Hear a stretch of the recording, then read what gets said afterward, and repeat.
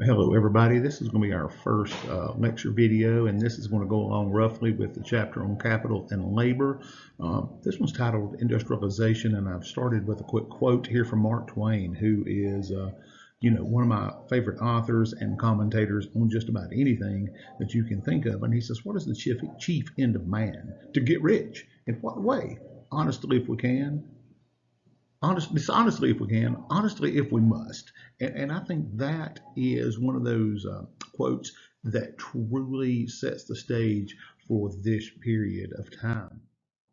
And so, if as with most things, I'm going to kind of start this off with an essential question, and then you go back and you look at the discussion board for this week. And I think if you follow along here, it's going to help you a great deal, especially if you have read. That you're going to be able to answer that question using a lot of facts and data. And the question here is: industrialization increased the standard of living and opportunities of most Americans, but at what cost? And if you go and you look at your discussion board questions, it asks that you to make this same sort of judgment about the period. Now, there's no right or wrong answer to it, but you have to use the information from here, from your readings, from the PowerPoints that are present in the in Blackboard in order to answer it. So when we look at economic growth, you look at 1878, which is where this course is supposed to start, and then you go all the way to 1893. It is one of the fastest growing economy rates in American history. Now, you may have some a little bit bigger, like during the Second World War or whatnot. And we have an incredibly sustained period of growth during the early 90s. But folks, 15 years, it is amazing. Our manufacturing, actually making things, increased by 180%. Agricultural products increased by 26%. That is huge. You don't see that anywhere else besides a conflict such as the Second World War. Now, this particular graph shows it in stark detail, the switch that we're having in the economy. That green line being agriculture. You see it's increased by 26%, but manufacturing, the black line, is going to absolutely outstrip it by billions of dollars per year. And so what you see is a very changing economy. Now, if we get toward the end of the class, you're going to see manufacturing and agriculture aren't necessarily going to meet, but you're going to see a new bar of service industry that's going to overtake both of those. So we can't start this off without talking about railroads. That's where it's at, okay? And that is the single most important agent of economic growth. I'm going to quote historian Thomas Bailey in a few minutes. He's going to talk about this as well. But the railroads are the trick. And coming right out of the Civil War and right out of Reconstruction, railroads are a new way to connect the country, from California all the way to the East Coast, even to where we are right now. Railroads connected us to the rest of the country, to Canada, even to parts of Mexico, which is something you have not seen in the 30 years prior to this. So now you've got some connections, like we may use I-85 or Highway 321 here in Gaston County. The railroads were that vehicle, or for transportation and for moving goods and services from one place to the other. Now, what happens is these railroads do a lot like the airlines did back when I was young in the 1970s, and they create these pools. And I'm going to use that term pool throughout this little lecture, but they created these pools where they kind of divided it up. And if you were in a certain part of the country, you were riding on this particular railroad. If you had to put it on that railroad, and that's going to create some problems, because then you have what we may call a monopoly, and you can control the prices to a humongous extent, which is going to cause some problems that we're going to see later. So what you get is the most vulnerable people to this are the farmers, and then they're going to start their group, the patrons of husbandry, or the Grange, which is almost a farmers union. You're going to see Granger laws in a lot of states, especially in the Midwest. You see Supreme Court cases like Munn versus Illinois in 1877 that are trying to do something with these railroads. Railroads are trying to prevent states from doing this because they have interstate commerce. So the railroad's going to kind of be that focal point for this industrialization. Which leads us to, you look at this 10 years later or 20 years after the Grange happens, you're going to end up with the Interstate Commerce Act and the Interstate Commerce Commission, which is still around to this day. And with that are some government attempts to regulate these railroads. And if they can regulate railroads, they can figure out a way to regulate other industries as well. And so that's going to be part of the back and forth that we're going to see during this time period. And I think we all know about standard time zones. You all had high school U.S. history, so you should know that already. All right, what you see here, May of 1869, where the two railroads actually come together at Promontory Point in Utah, which really signals basically that the country is interconnected by that point. So that's kind of one of those, it's kind of like the Berlin Wall coming down in 1989. Though it's not really, that was not really the end of the Cold War, that was your touchstone point. Same thing here with Promontory Point in Utah, where the two railroads come together. That's your touchstone moment that symbolizes that America is now connected.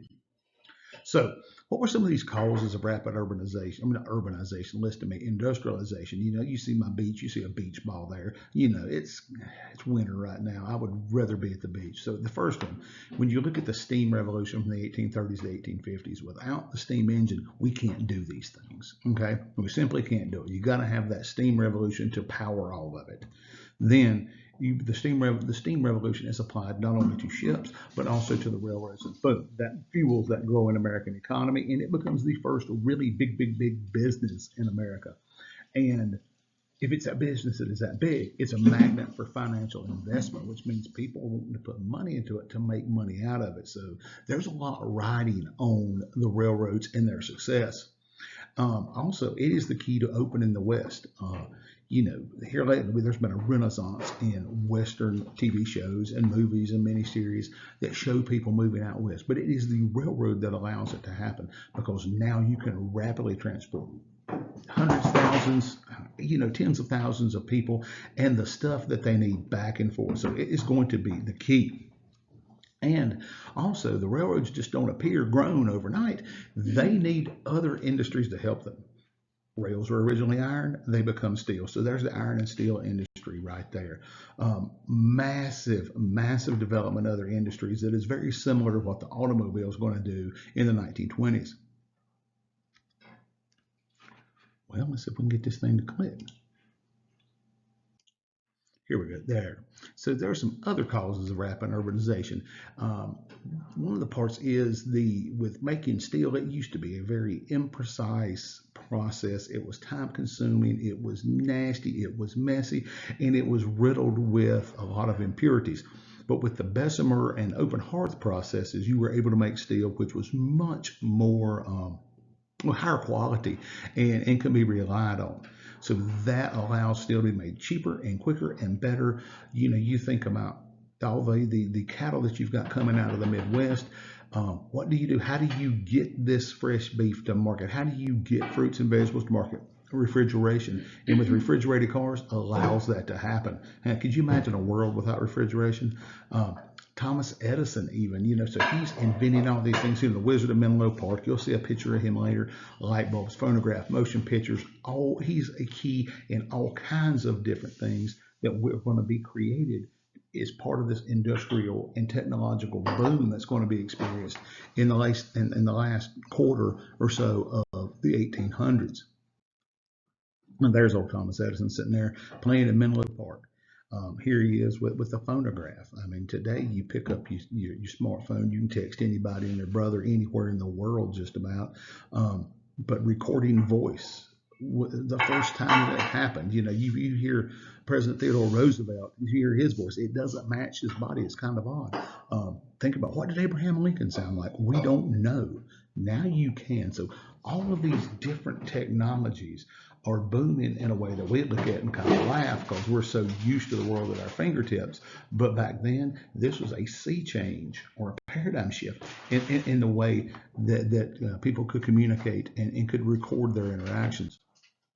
So more causes still. Man, first of all, you have got to have labor in abundance if you were going to do this. Now notice I said unskilled and semi-skilled. That's the trick. Unskilled labor is cheap.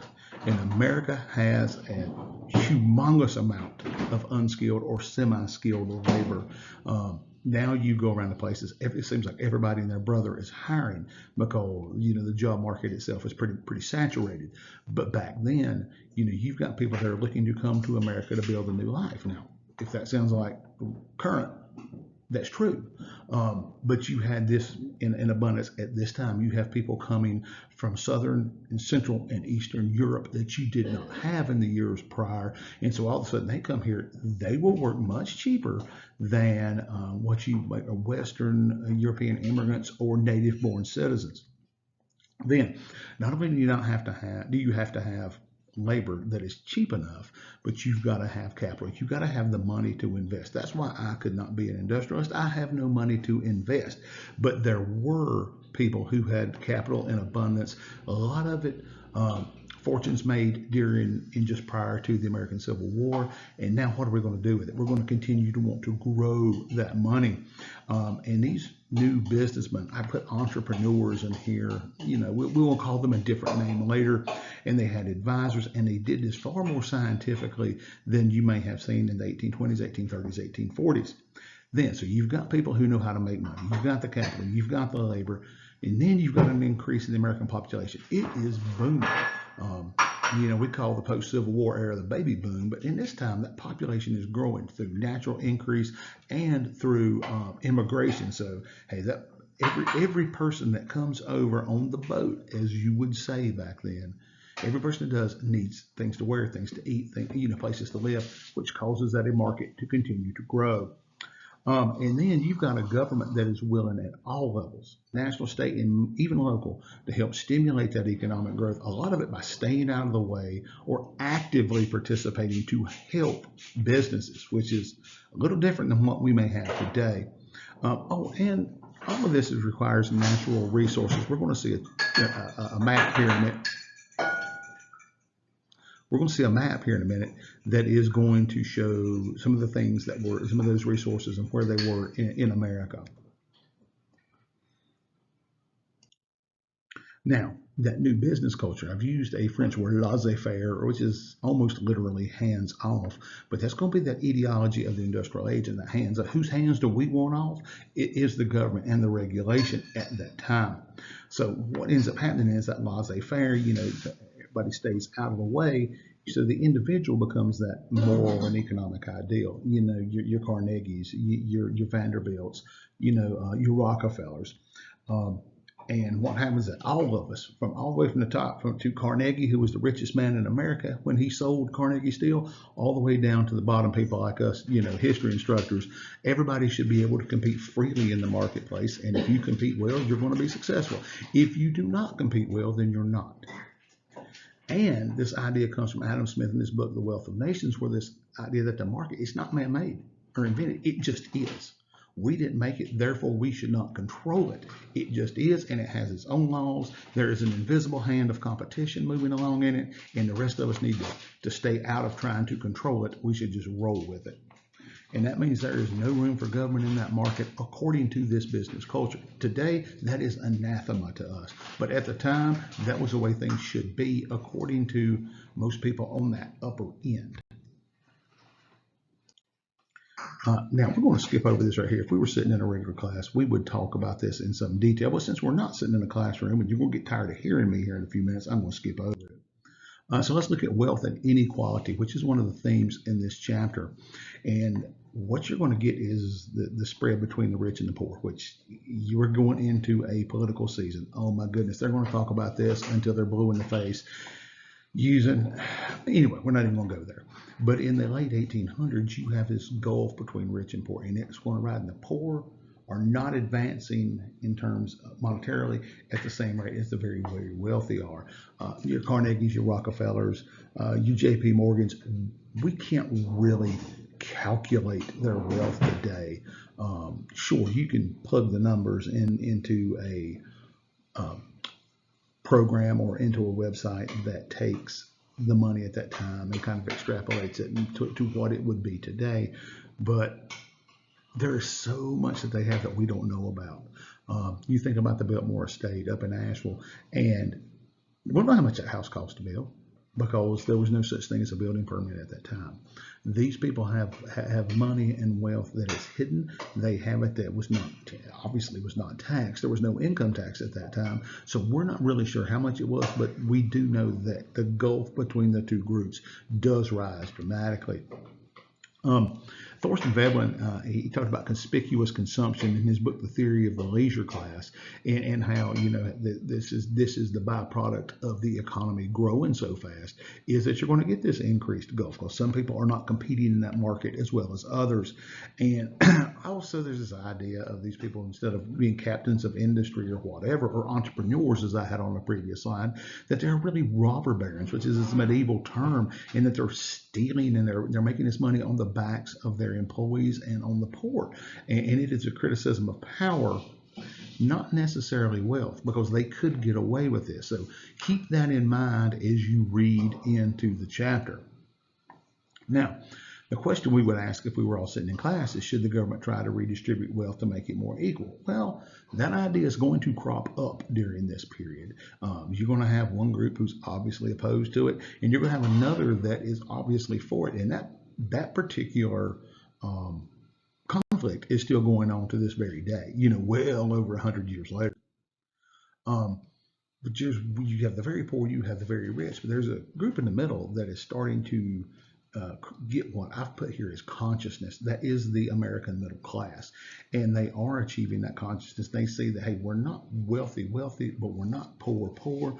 We're somewhere in the middle. We're relatively comfortable, and they become, at that point in time, the biggest class in America. Now today, I believe it is shrinking, but at that time it was not. It was burgeoning, it was growing, and they're the ones that have the numbers to help recreate the nation in what they see as their image. And we're going to see some of that here in just a little bit.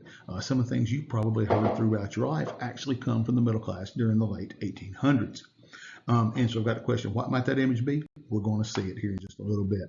So when you look at that per capita income, that is the amount of money, amount of income per person. Now watch that red line. It goes up and up and up. Where you see the green line, which is real wages, it's a little bit flatter, which means you've got a very small number becoming very wealthy, whereas the rest of the country is kind of sitting back and they're not enjoying that as much as others may be. And you see this particular map right here, and you start looking at the colorization of that green, those green areas. Coal mining, still big in western Pennsylvania and West Virginia and in eastern Ohio and Kentucky today. You look at our area where it shows silver and gold mining. I mean, there's old gold mines under downtown Charlotte right now. Iron ore in upstate New York and central and eastern Pennsylvania, which was a humongous industry there. Or you look at it down in Alabama near where Birmingham is today, which is another burgeoning area for heavy industry, iron and steel and using coal. So you see how those natural resources play into what this country can do. But it also creates a very real game of the board game that I think all of us have played, and that's Monopoly. And you see this here. We're not going to call them monopolies. That was a dirty word at the time, but we're going to call them trusts, and that becomes a dirty word as well. And you see this one, it looks like pirates, and they're making Uncle Sam walk the plank, because this idea that the government should not interfere in the economy allows them to run rampant, make their own rules, and do what they want to, and the government's kind of forced to stay out of it. And you see a couple of like Hannah and Armour and some other people that, as you read in your textbook, you're going to see who they were. But if you'll notice on the trust flag, which is a Jolly Roger or Skull and Crossbones, look at the skull where it says labor. Labor's the one that is dead here. Everything's made on the backs of them. Government, stay out of the way. Which kind of brings us to this idea of Herbert Spencer and his concept of social Darwinism. And Herbert Spencer is a British economist and social scientist. And back when I was teaching in the classroom, I used to have one of his quotes on the back wall of my room. But he is a humongous advocate of laissez-faire, and he took Charles Darwin's ideas from the origin of the species, and he applied it to our society and our economy. And he said, basically, that this entire world, our entire society, the socioeconomic spectrum is nothing more than survival of the fittest. And he had a quote, he talked about well-meaning, but in reality, destructive handouts and charities, saying that it was just disrupting the natural order and you're doing nothing but hurt people. Basically, it's like if you go out into a big national park where it says, don't feed the animals. He says you shouldn't feed the people because you're just teaching them to rely on something that's not always going to be there. It is survival of the fittest, which to us in the 21st century, this whole thing is harsh. But at the time, that was gaining a lot of momentum as the American economy grew and grew. All right, so how does that play itself out here in America? Well, you go back to your captains of industry, your Rockefellers, your Carnegies, your Morgans, and others. And they said, you know, as individuals, people have the absolute freedom to struggle, to succeed, or fail. It's up to you. What do you want to be? I say this to students all the time in my school. Hey, it's up to you how much you want to put into this. Okay, but individuals must have that freedom. And if that is the case, and that's what we're going to believe, then any state, that's the government intervention to reward society and the economy, it's futile. No, it doesn't work. You're just going to mess things up. Me and a buddy of mine used to laugh and said if the American government was in charge of the Sahara Desert in 2 weeks, they'd be out of sand. That is this idea of social Darwinism and how government interaction with the economy works. Now, you know, we're just making fun of that, but this social Darwinism piece was huge in terms of those big captains of industry and the influence they have on the American government. So what is this American dream and this business culture here? Well, one of the ones, you remember back that middle class, I said they're going to try to build this society or create this image around this society if they want it. Well, the first one is this idea of Horatio Alger and pulling himself up by the bootstraps. And if you've had History 131 or you remember your high school class, then Andrew Jackson is one who's called himself a self-made man. That's this idea. I mean, Horatio Alger's not 100 of them, and all of that, if you look at those titles that I have sitting there, it's you have to go out and take it by the horns and make it for yourself. Okay? That's a great idea. And it depends on where you are at the starting line. Are you at the front of the starting line, or are you somewhere back? As they used to say about certain people, it's like, you know, they were born on third base and think they hit a triple. Well, that's what you're looking at here. But this American dream, hey, we can all be something. I mean, Andrew Carnegie comes over to America in the 1840s. He doesn't have any money. He's a telegraph operator, and then he figured out the railroad business. Commodore Vanderbilt, George Vanderbilt's grandfather, man who built the Biltmore Estate, he started out with, like, I'm thinking the amount's $20. Don't quote me on that. But he buys a boat and he ferries people across a river in that, and he builds that up into a humongous railroad empire. So that's this idea of this American dream. And the middle class likes it because they're relatively comfortable. And they're like, yeah, you know, they've not pushed too far ahead, but they're surely not struggling like old Jurgis. And if you've read the book The Jungle, they're not struggling like him. So that's part of that. They call it that Puritan work ethic. If you just work, you're going to be okay. In the 21st century, we're not quite sold on that as they were, but that was the kind of the image that was trying to be created in the latter half of the 19th century. So we're going to skip on over here to new types of business entities because, man, let's make a little more money, right? And the first is the pool. Again, we talk about how those railroads are divided the country up, and hey, you've got this part, you've got that part, you've got that. You set your own rates. Farmers are kind of stuck. Now, by the late 1880s, with the populist movement getting, it's not in full gear, but it's really stinking close. You get the Interstate Commerce Act, Interstate Commerce Commission trying to regulate this. I mean, business has gotten, as one of my old coaches used to say, too big for its britches. And so then Rockefeller creates the trust that we may call a monopoly today. And Standard Oil was one of the first ones. If he couldn't run you out of business, he would buy you out of business. He owned pieces of everything, controlling bits of every business that dealt with oil. Matter of fact, by the turn of the 20th century, 95% of all oil refined in America was controlled by John Rockefeller. That's how you get money. So what else was there? We got the trust, and trust have a couple of different things. I'm going to have a slide here in a second that's going to give you a visual of that. So you look at horizontal integration. The horizontal integration, as you know, goes this way. And that was Rockefeller's thing. and it's actually the second iteration of the trust. Then there's vertical, which Gustavus Smith, listen at me, Gustavus Smith was a Civil War general. That Gustavus Smith in the meatpacking industry, Swift, I've said it again, and the meatpacking industry came up with, where you control all the steps of the process, from the cows down below all the way up through the processing plant. Andrew Carnegie is going to take that to a whole new level with Carnegie Steel. He didn't just want to own the steel mills. He wanted to own the barges that brought it down the river. He wanted to own the coal fields that brought the coal. He wanted every step of the process. That is a classic. Japanese, they call it a kuretsu, but it is that vertical integration allows you only have to make profit at the end. You don't have to make it at every step. But with a horizontal integration, you control everybody that does it, or you control a piece of everybody that does it. And we would call that today a monopoly. As Andrew Carnegie, there is a oil field in western Pennsylvania up near what's now called Oil City. You don't see that very much anymore in places, but that's how big this industrial takeoff is.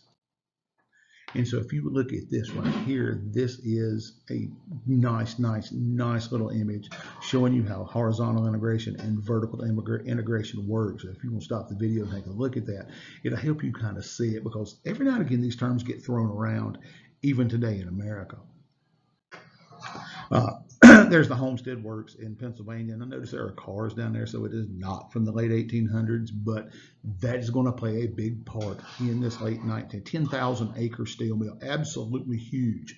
It's going to play a huge part in the capital and labor movements of the late 19th century. We're going to skip right on over Brother Carnegie there. I'm going to talk about competition for a second. I've quoted one of my favorite textbook authors, Thomas Bailey, and he said that competition was the boogeyman of most business leaders. They didn't want competition. They wanted it all to themselves. And that's what he's talking about. And how do they respond to that boogeyman of competition? By trying to eliminate it. Rockefeller by basically buying you out or running you out, and Andrew Carnegie by buying up every step so he could control the cost of production and only needing to make profit at the very end. Now, there are others, but those are the two most common that you'll see. And notice the Biltmore State there in the background. And I've asked the question at the bottom here: should industrialists like Vanderbilt, Carnegie, Rockefeller be viewed as robber barons or captains of industry? And that hits at the very heart of the question that we have for the discussion board. And so far, I'm not really giving you an answer. And because this is one of those, it depends. It depends on a lot of things and what value and what emphasis you put on certain things. I'm not going to give you the answer here. I need you to provide it for me. And then Carnegie's going to come up with something we call the gospel of wealth. And he said, what is the duty of wealth? To set an example of modest, unostentatious living, shunning display or extravagance, to provide for the legitimate wants of your children, and all that surplus, you're supposed to give it away. 40 years ago, 50 years ago, you'd hear people talk about Carnegie units in education, or to this day, you will still see things like Carnegie libraries or Carnegie Center for the Performing Arts. Andrew Carnegie gave away a boatload of his money. Now, did he do this? I think he hedged a little bit, but this is going to be part of this justification for them having that much wealth. And so, Russell Howell here, you can't see him behind my picture there. This gospel of wealth becomes almost a religion. And all of a sudden, people who were that rich, they didn't try to hide it. Not that they ever really tried to hide it, but they now it's not looked on as bad. It is looked on this idea that, well, God has approved it. He wants you to be rich. He's taking you as one that he's given all these resources to. You need to do something good with it. And it is your duty as a Christian, because think about it, America at that time, vast majority were some Christian denomination. That is your duty. That is your religious duty, to accumulate wealth if you can. And this should not help the poor. What I'm talking about there is not helping the poor by governmental means, not through religion and charities and things like that, but through governmental means. So all of a sudden, this gospel of wealth is almost like a religion in a number of ways. And so there's Carnegie throwing money around literally there. But also this concept of, gospel of wealth talks about the Anglo-Saxon race or the white race, especially Western European, white people as superior, which is not unlike the idea of scientific racism that you would have seen in the mid 19th century and even in Germany in the 1930s and 40s, which is a little spooky, but okay, that's where they were. You darn about the gospel of wealth. And you look at that next one. Notice I've used dollar symbols as my bullet.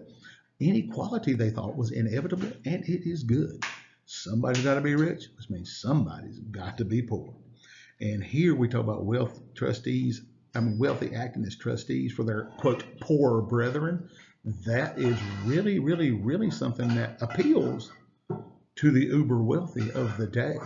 I don't know about y'all, that wouldn't appeal to me in my, economic circumstances, being, school principal and whatnot, but it does to those who were very wealthy at that time. And so you start to see cartoons like this one right here. This is great. King Monopoly there. Lord have mercy. Stop the video. Look at that. See what you can see about these people and what they're working and what they're bringing to King Monopoly. Fantastic cartoon. We just don't, we do memes today. This is the meme of the late 19th century. And so is that. And there's John Rockefeller looking at what a funny little government. He says he's looking at inside the White House, over here inside the Capitol building. Right? I think that's the Supreme Court, honestly, not the White House. But you look at that. That right there sums up the way they viewed themselves and their relationship to the federal government and the federal government's relationship to industry in a nutshell. Well, the great one here, the Standard Oil octopus. I think this is in every textbook everywhere in the world. It's got its hands where? It's got its hands in Congress. It's got its hands in society. It's got its hands in all the state capitals. Its tentacles are everywhere because guess what? Industry controls it all. That is the end all be all. Not government, not democracy as we would call it, but them. That monopoly, these captains of industry and what they can do for everybody if we just leave them alone. An even better cartoon because it's a little clearer. This one, if you want to stop and look at it, is absolutely insane, showing exactly what's going on in the world at that time according to the artist, showing people holding up these fat cats on their backs.